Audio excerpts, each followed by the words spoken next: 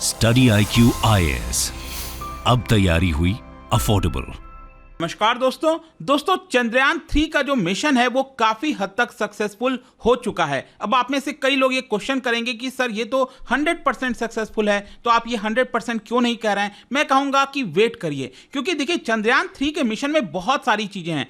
एक तो लैंडर को हमें लैंड कराना था, वो हमने कर लिया। फिर उसके अंदर से रोवर निकालकर चांद की सतह पर चलाना था, वो भी हमने कर लिया। लेकिन अब जो आखिरी काम बचा है वो ये है कि इसके अंदर जो पेलोड्स लगे हैं, जो इंस्ट्रूमेंट लगे हैं, वो हमें अल्टीमेटली क्या चीजें बताते हैं चांद के बारे में। उससे हम कह सकते हैं कि ये जो पूरा मिशन है वो कितना सक्सेसफुल होने वाला है। और कल तो बड़ा ही अमेजिंग हुआ, मैं आपको बताता हूं। अगर आप देखोगे तो इसरो की तरफ से अपडेट आया, पहले बताया गया, hello this is Chandrayaan 3 Pragyan rover, I hope you are doing well. I want to let everyone know that I am on my way to uncover the secrets of the moon. तो कल basically मुझे याद है लगभग 3-4 बजे के आसपास दोपहर में जो है शाम को ये जो मैसेज है वो एक प्रकार से दिया गया ट्विटर के माध्यम से, एक्स के माध्यम से। और अल्टीमेटली फिर रात को लगभग 9 बजे के आसपास खबर ये आती है कि फाइनली जो पहला सक्सेस है रोवर को वो मिल गया है, क्योंकि अल्टीमेटली यहां पर जो सल्फर का डिटेक्शन है वो कर लिया गया है। देखिए अभी तक 100% श्योरिटी नहीं थी, लेकिन पहली बार ऐसा हुआ है कि चांद के साउथ पोल में 100% डिटेक्ट किया गया है सल्फर। और भी कई चीजें हैं, ऑक्सीजन हो गया, वो मैं आपको वीडियो में बताऊंगा। और ये भी जानेंगे कि इतना इंपॉर्टेंट है क्यों, काफी कुछ जानने को है। चलिए आगे बढ़ते हैं, लेकिन उससे पहले आप सभी के लिए एक बहुत इंपॉर्टेंट इंफॉर्मेशन।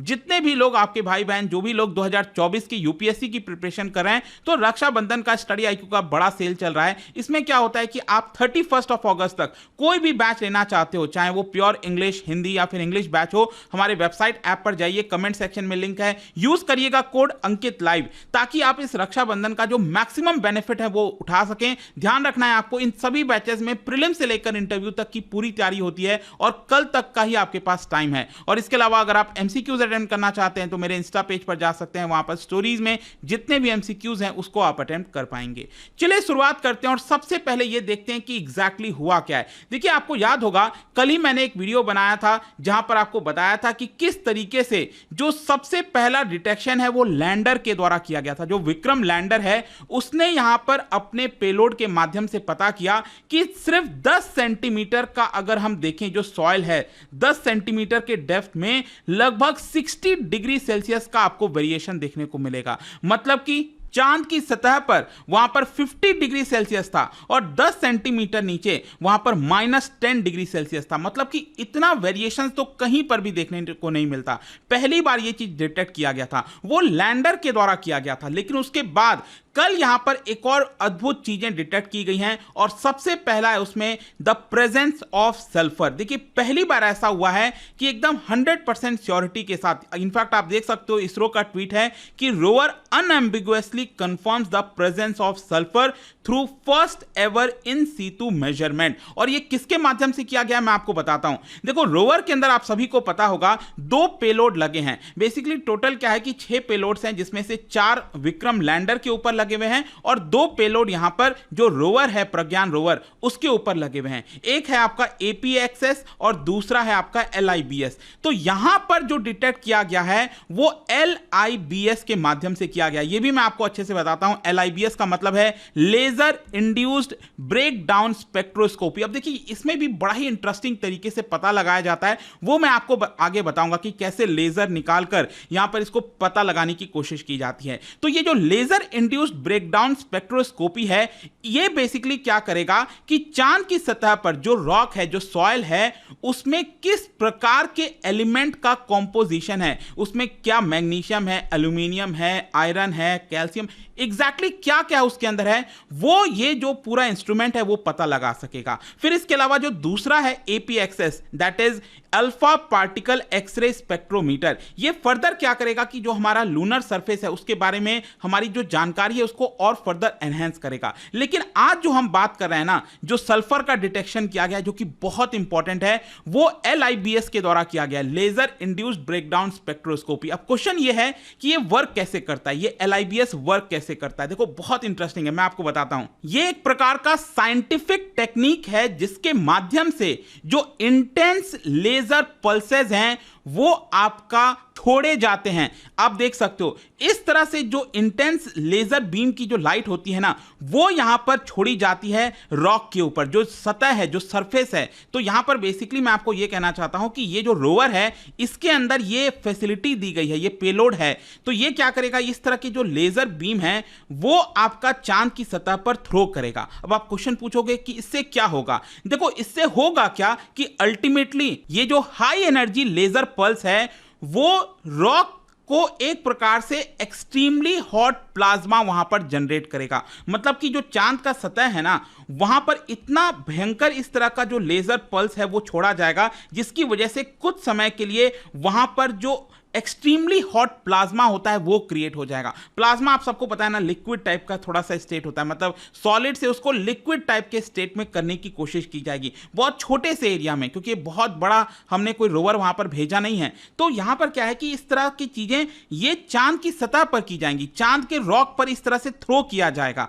अब इससे होता क्या है ना कि प्लाज्मा के लाइट में डिटेक्टर्स के माध्यम से जो उस एलिमेंट का अलग अलग कैरेक्टरिस्टिक्स होता है, उसके वेवलेंथ को ध्यान में रखते हुए हम पता लगा सकते हैं कि वहां पर उस रॉक के अंदर किस तरह के एलिमेंट मौजूद हैं। मतलब कि अगर ये प्लाज्मा स्टेट में आ गया, यहां पर अचानक से बहुत ज्यादा हीट जनरेट हुआ, हॉट है बहुत ज्यादा, तो वहां पर जो अलग अलग एलिमेंट होते हैं, चाहे वो हम आयरन की बात करें, कैल्शियम की बात करें, सल्फर की बात करें, उसका वेवलेंथ अलग अलग प्रकार का होता है। तो हमारे रोवर के अंदर इस तरह के इंस्ट्रूमेंट लगे हुए हैं कि उस वेवलेंथ को रीड कर पाते हैं, और उससे रीड करने की वजह से हमें पता लग जाता है कि ये कौन सा एलिमेंट है। और यही है आपका basically LIBS, that is laser induced breakdown spectroscopy. मतलब लेजर के माध्यम से हम जो सतह है उसको ब्रेक डाउन करते हैं और फिर पता लगाने की कोशिश करते हैं कि ये किस प्रकार का एलिमेंट वहां पर मौजूद है। आई होप कि आपको चीजें अच्छे से समझ में आई होंगी। अब क्वेश्चन ये है कि जो हमने सल्फर डिटेक्ट किया है,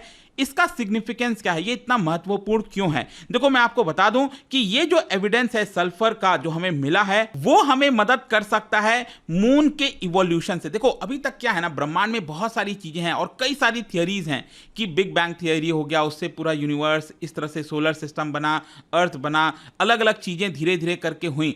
लेकिन ये सारी चीजें थियरी, अल्टीमेटली जब हमें 100% श्योरिटी लगाना है कि सब कुछ बना कैसे, मून का इवोल्यूशन कैसे हुआ, मून का फॉर्मेशन कैसे हुआ, तो कहीं ना कहीं सल्फर का जो प्रेजेंस है वो हमें यहां पर इंडिकेशन कर सकता है। क्योंकि आप समझिए सल्फर यूजुअली क्या होता है, ये ओरिजिनेट होता है फ्रॉम वोल्केनिक एक्टिविटीज।